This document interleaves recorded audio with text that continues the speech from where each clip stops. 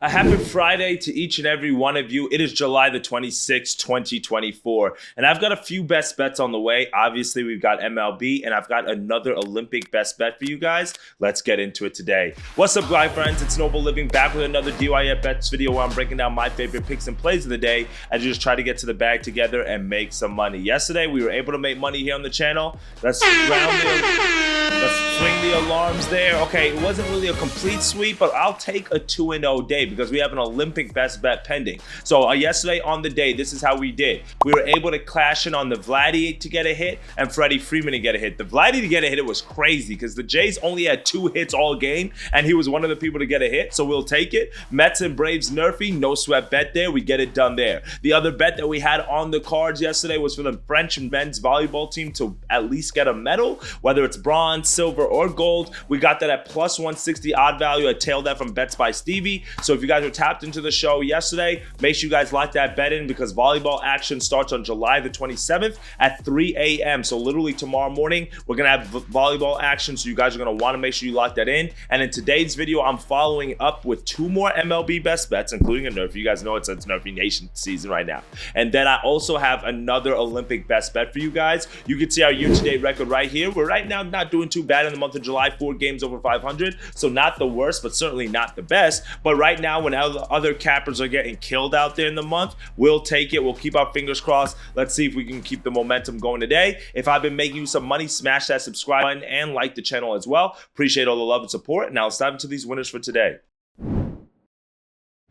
For my first best bet of the day, let's go to the Nerfy of the day. Shout out to Nerfy Nation. We've been cashing in pretty consistently here on the channel with the Nerfy, so you love to see it. And today's Nerfy I really love. So let's go over down to the St. Louis, and we're going to go with the Nationals and St. Louis Cardinals Nerfy minus 135 odds. Now, in this matchup, we've got Mackenzie Gore on the mound for the Nationals. We've got Sonny Gray on the mound for the Cardinals. Both of these guys have been solid this year to the Nerfy. Gore 17-4 to the Nerfy this year. Meanwhile, Sonny Gray is 14-4. You love to see that. Also, keep in mind that both of these guys missed their last game in terms of hitting the Nerfy, so I do expect them to bounce back today. I always love when a streak has gotten broken and now we get a little bit of regression and we get to get on the right side of that. But when you also keep in mind that both of these offenses, the Cardinals 79% Nerfy hit rate, the Washington Nationals 80% Nerfy hit rate. So over 75%, you guys know that's a good threshold that I look for when the offenses aren't scoring runs in the first inning. Well, both of these offenses are bottom 10 in the majors in terms of runs scored in the first inning. So I like the fact that both of these pitchers have Nerfy success. They also missed their last game,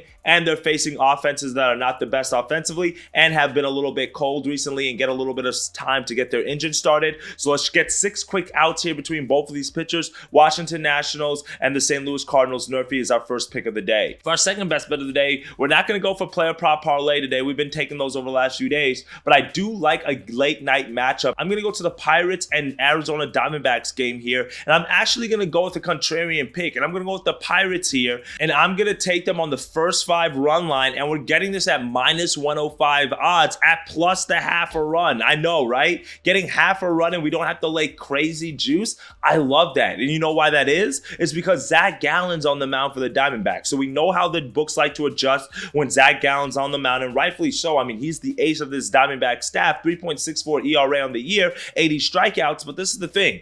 Gallen hasn't been the same Zach Gallen that we're used to seeing from him in years past. I mean, he didn't make the All-Star team this year. Even in his last start against the Cubs, he was able to go 5 innings. He only gave up 3 hits. He gave up no runs, but he had 6 walks. I mean, 6 walks. If the Cubs offense wasn't so terrible in this past month, they would have definitely been able to exploit that. In his last start before that against the Blue Jays at home, 3 2/3 innings, 9 hits, 7 runs given up to go with 1 home run. This Blue Jays offense, I mean, we saw them lose yesterday like 12-0. They're still bottom 10 in the majors against right-handed pitching. And their start before that against the Braves, 5 1/3 innings, 7 hits, 5 runs given up. His start before that against the Dodgers, 4 innings, 4 hits, 3 earned runs given up. 2 of those starts were at home. So you guys kind of see the form that Zach Gallen's been in. And then meanwhile, Luis Ortiz in his last start against the Phillies, 7 innings, 3 hits, no runs. and only 2 walks against the Phillies, one of the top lineups in all of baseball. His start before that against the White Sox, 5 2/3 innings, 4 hits, 1 run given up. His start before that against the Mets, 6 innings, 4 hits, no runs given up. That's the type of form Luis Ortiz has been in. 2.57 ERA. So I know while everybody is hyping up Paul Skeens and he's the guy in this Pirates rotation that's getting the majority of the attention, and rightfully so, do not sleep on the form that Luis Ortiz has been in, as he's been absolutely stellar all year, especially as he's worked himself out of the bullpen and into a starting pitching role. So for me, I like the Pirates here. I'm just going to isolate it to the first 5 innings, and I'm going to take that half-run insurance because I just think Gallen's going to give up a few runs here, or Luis Ortiz is going to be able to keep this one low because that Diamondbacks offense has also been struggling this year. They have not been hitting right-handed pitching that well. So I like the fact that we're getting the value here on not only the odd line value, but also on the run line. And when you keep in mind that Zach Gallen still has a 3.35 ERA at home in comparison to a 4 ERA on the road, so it's not big of a difference between his home road splits. And historically, he's been much better at home.